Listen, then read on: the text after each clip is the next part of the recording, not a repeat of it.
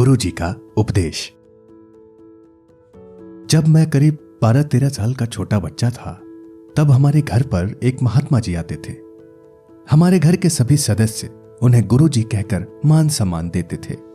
गुरुजी हमेशा साल में सिर्फ एक बार ही आते थे और 2 या 3 दिन हमारे घर पर ठहरते थे। उनकी कई बातें आज भी मुझे याद हैं। वो हमेशा मुस्कुराते, हंसी मजाक करते रहते थे। वो मेरे साथ पढ़ाई लिखाई के बारे में बातें करते थे और मुझे हमेशा खेल कूद और अन्य प्रतियोगिता में भाग लेने को कहा करते थे, जबकि पिताजी से सामाजिक पारिवारिक बातें करते रहते थे। गुरुजी उपदेश या कोई आदेश किसी को नहीं देते थे, लेकिन मैं वो दिन भूला नहीं हूं। मेरे कानों में गुरुजी की वो खनखनाती आवाज आज भी गूंज रही है। शाम का वक्त था। मैं स्कूल से घर पे गया। गुरुजी को घर पे आया देख मैं बहुत खुश हो गया, क्योंकि गुरुजी को मैं बहुत प्यारा था और मुझे भी उनसे बात करने में मजा आता था। शाम का वक्त था। सबने भोजन कर लिया था। उस रात गुरुजी ने जो बात हमें बताई थी वो आज भी भूला नहीं था। क्या आप भी जानना चाहेंगे? हां, तो आखिर तक सुनिए। क्या थी वो गुरुजी की अनसुनी बात? लकड़ी की चारपाई पर गुरुजी बैठे थे। मम्मी जी और पिताजी, बड़े भाई और बगल में रहने वाले अंकल रामजी भाई भी वहां नीचे जमीन पर बैठे हुए थे। गुरुजी सबके साथ बात कर रहे थे। तब अचानक मैंने गुरुजी से एक सवाल कर दिया।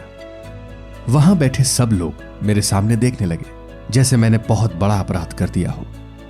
पिताजी चौंके और फिर थोड़े कठोर शब्दों में मुझे डांटने लगे। वो बोले, राजू, क्या कर रहे हो?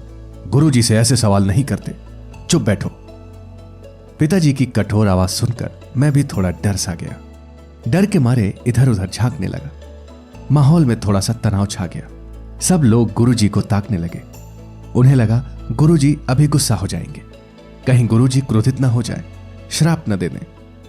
मगर ये क्या, गुरुजी अचानक मुस्कुरा उठे। उन्होंने पिताजी को मुस्कुराते हुए कहा, भाई साहब, राजा ने सवाल ही तो किया है, कोई गंभीर अपराध नहीं किया है। बड़े प्यार से मेरी तरफ देखते हुए वो बोले, जब राजा जी ने सवाल किया है तो अब मुझे उत्तर तो देना होगा। गुरुजी हमेशा मुझे राजू नहीं, प्यार से राजा कहा करते थे। गुरुजी की ये बात सुनकर वहां बैठे सबके चेहरे पर सुकून आया। माहौल में छाया तनाव एकदम से गायब हो गया।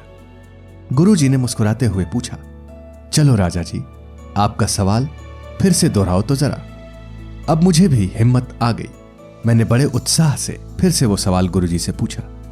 गुरुजी, आपने कभी किसी को उपदेश नहीं दिया, कोई कहानियां भी नहीं सुनाते हो, क्यों गुरुजी, ऐसा क्यों? बाल सहज जिज्ञासा से मैंने गुरुजी से यह सवाल कर दिया था, मगर ऐसा बोला था जैसे मैं गुरुजी को आदेश दे रहा हूं। शायद यही वजह थी पिताजी ने मुझे चुप करने को डांटा था। गुरुजी बोले, देखो बेटा, जब तक तुम्हें कुछ पूछा ना जाए तब तक कुछ बोलना नहीं है, वरना बिना पूछे बताओगे तो उसका मूल्य कुछ भी नहीं रहेगा। हीरे का मूल्य जोहरी ही करता है। जो सवाल करेगा वही उत्तर पाने के लिए हकदार और अधिकारी है, और वही उस उत्तर का सही मूल्य भी कर सकता है। जब तक तुम जानने के लिए उत्सुक और जिज्ञासु नहीं रहोगे, कोई भी उपदेश तुम्हारे लिए निरर्थक है। एक बात और अपने जीवन में याद रखना, जब कोई सवाल पूछा जाए तब चुप रहना नाइंसाफी होगी। जैसे बिना पूछे उत्तर देना भी मूर्खता है, ठीक वैसे ही पूछने पर चुप रहना भी मूर्खता ही कहलाती है। गुरुजी के ये अनमोल वचन मेरे लिए आज भी जीवन का आदर्श हैं। दोस्तों, अपने जीवन में चमत्कार करना है तो हमें गुरुजी का ये उपदेश हमेशा याद रखना है कि बिना पूछे हर जगह बड़बड़ करने वालों की बात का कोई मूल्य नहीं होता है, और जरूरत पड़ने पर चुप्पी साधने वाले भी अपने और औरों के जीवन में मुश्किलें बढ़ाते हैं।